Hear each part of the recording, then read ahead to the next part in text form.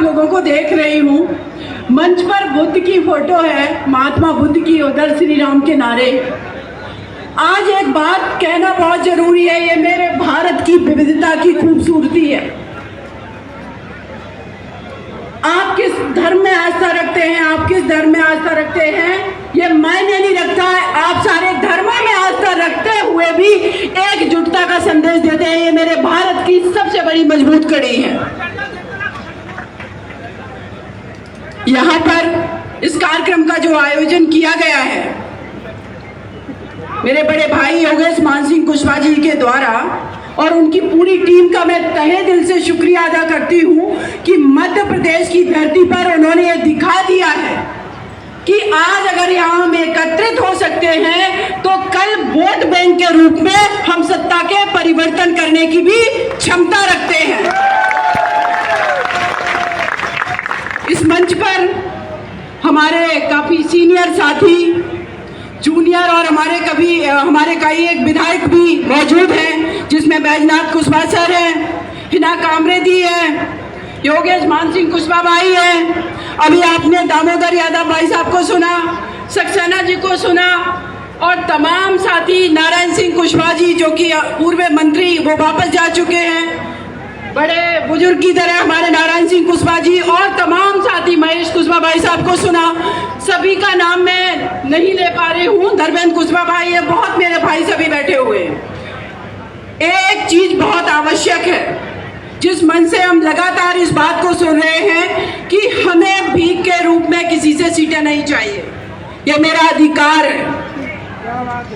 लेकिन सच्चाई ये है कि किसी भी मंच पर, पॉलिटिकल कार्यक्रम में जब हम होते हैं, हम बताते हैं हमारे ऊपर अत्याचार हो रहे हैं, हमें सत्ता में भागीदारी चाहिए और आप हमें सत्ता में भागीदारी दीजिए।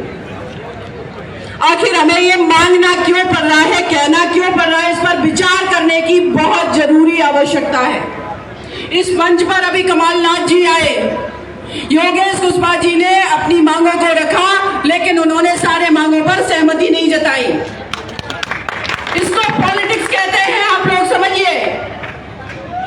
आप लोग इस चीज से खुश हो जाते हैं कि किसी नेता ने आपके कंधे पर हाथ रख दिया है।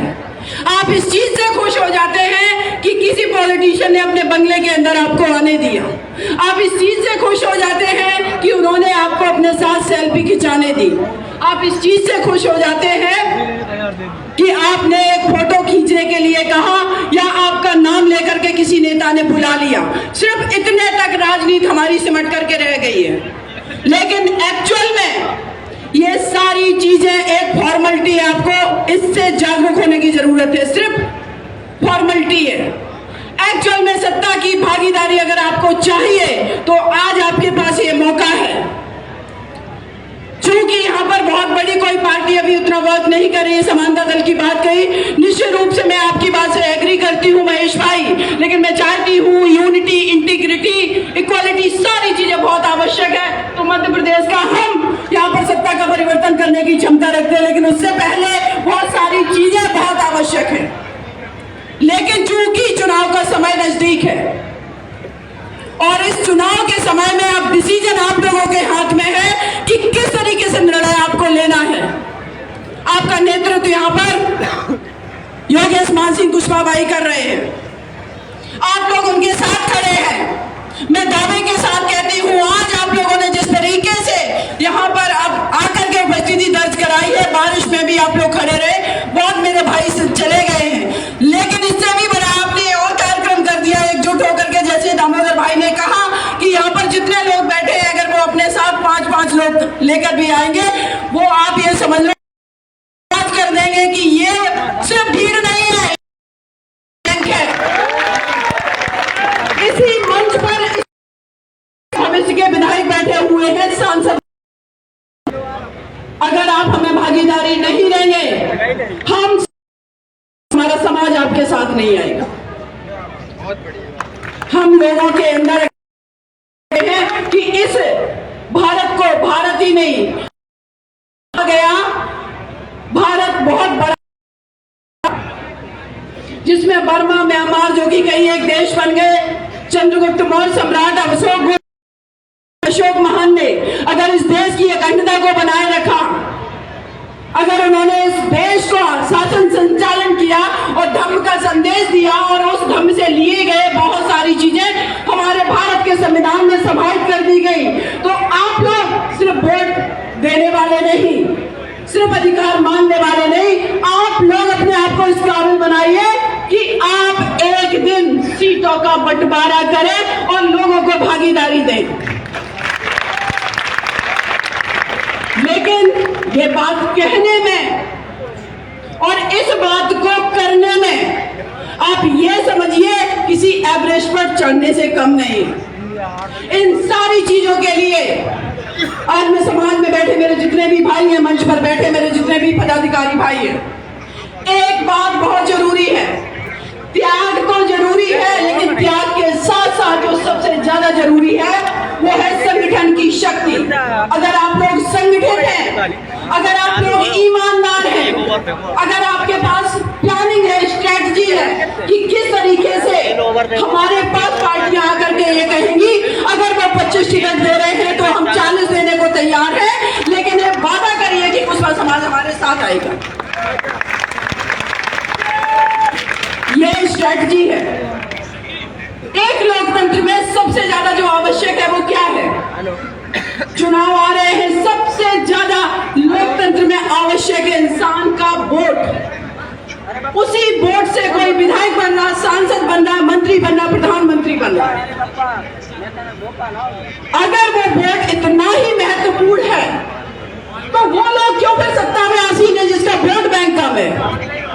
इस पर विचार करने की आवश्यकता है, क्योंकि हमारे पास इस देश का अगर 60% ओबीसी समाज है, SC ST माइनॉरिटीज को मिला दिया जाए एक बहुत बड़ी संख्या है, लेकिन प्रधानमंत्री मुख्यमंत्री भी बनने की क्षमता रखते हैं, तो फिर वहां तक पहुंच क्यों नहीं पा रहे हैं? इस पर विचार करने की आवश्यकता है। आज मध्य प्रदेश में चुनाव का माहौल है, आप लोगों ने यहाँ पर एकत्रित होकर के ये दिखा दिया है कि हमें इतनी सीटें चाहिए, तो ये भी निगोशिएशन करके ही वोट देने के लिए निकलिए कि हम ये निर्धारित करेंगे कि मध्य प्रदेश में आगे आने वाले समय में सरकार किसकी बनेगी। आज अगर इतना कर लिया तो कल मैं दावे के साथ कहती हूँ, जिस दिन सत्ता में आकर के बड़े बल धन की संख्या में आप लोग रहेंगे तो कल इस मध्य प्रदेश के लिए आप प्लानिंग बनाएंगे कि बच्चों को रोजगार कैसे दिया जाए, हमारे युवाओं को। कई एक पदाधिकारी नेता यहाँ पर ये बात करके गए कि युवाओं की सबसे बड़ी संख्या है वो है बेरोजगारी। तो बहुत सारी पार्टियां यहाँ पर काम करती रही, स्पेशली 2 पार्टियां यहाँ काम कर रही हैं, तो बेरोजगारी अभी तक खत्म क्यों नहीं हुई है? सवाल तो उनसे भी है। और अगर बेरोजगारी है और बेरोजगारी से हमारे बच्चों को अगर निजात दिलानी है तो फिर उस समाज को, उस वर्ग को ही क्यों ना भागीदारी दे दी जाए सत्ता में, जो अपने लिए नीतियां भी बना ले, अपने लिए सारी प्लानिंग कर ले कि किस तरीके के रोजगार हमें चाहिए। लेकिन अगर मैं बात कहूंगी, बाबा साहब ने जब संविधान लिखा भारत का तो एक बात कही थी कि ये भारत का संविधान विश्व का सबसे बड़ा संविधान है और इस संविधान को हम संविधान सभा को अर्पित कर रहे हैं, उनको दे रहे हैं, सौंप रहे हैं बना करके। लेकिन इस संविधान को अगर लागू करने वाले लोगों की मंशा ठीक नहीं हुई तो मेरा भारत समावेशी विकास की तरफ नहीं जा पाएगा। 2 चीजों पर काम करने की जरूरत है। सामाजिक अगर कार्यक्रम करने की बात है, सामाजिक जागरूकता की बात है, तो आप अपने परिवार को मजबूत करिए, अपने बच्चों को पढ़ाइए। अभी मैं अनुज को सुन रही थी, एक छोटा सा बच्चा है अनुज, आप लोगों ने देखा आपके समाज का बेटा वो किस तरीके से नेतृत्व क्षमता है उस बच्चे के अंदर। ये बच्चा किसी पॉलिटिकल नेता के वजह से इस काबिल नहीं बना है, बच्चा काबिल बना है अपने माँ बाप उस परिवार के वजह से बना है। तो ये आपकी जिम्मेदारी है कि सामाजिक रूप से अपने परिवार को मजबूत करिए, बेटियों को मजबूत करिए। और अगर आपको पॉलिटिकल भागीदारी चाहिए, अगर आप सामाजिक रूप से, पारिवारिक रूप से मजबूत है, तो सत्ता में जो लोग बैठे हैं वो आपको भागीदारी दिए और मुझे ऐसा पूरा विश्वास है कि आप लोग अपनी एकजुटता तब तक दिखाते रहेंगे इस मध्य प्रदेश में जब तक आप लोगों ने जो डिसाइड किया है कि कितने एमएलए आपको चाहिए, जब तक वो जीत करके आप लोगों के सामने ना आ जाए। और मैं ऐसी उम्मीद करती हूँ कि योगेश भाई और जितने मेरे पदाधिकारी मंच पर बैठे हैं सब लोग एकजुटता दिखाएंगे, स्ट्रेटजी दिखाएंगे। और ये बहन तो दिल्ली में रहकर भी बार बार आपके बीच आती है और हमेशा आपके साथ खड़ी है। ऐसा मैं आपको वादा करती हूँ, विश्वास दिलाती हूँ कि हमेशा आपके साथ रहूंगी। लेकिन आप लोग एक बार हाथ ऊपर करके ये बता दीजिए मुझे कि कोई भी कितना भी लोग लुभावन लालच दे करके आप लोगों से कहे कि आप आ जाइए, आपको हम इतने पैसे देकर के चुनाव लड़वा देते हैं, क्योंकि स्ट्रैटेजी को समझने की जरूरत है कि अगर आपका भाई किसी क्षेत्र में चुनाव लड़ रहा, कोई और पार्टी आकर के आप भले जीतने की क्षमता में नहीं आपको खड़ा कर देगा, 30% निकल जाएगा और आप हार जाएंगे, दोनों हारोगे। इस स्ट्रैटेजी को समझने की जरूरत है।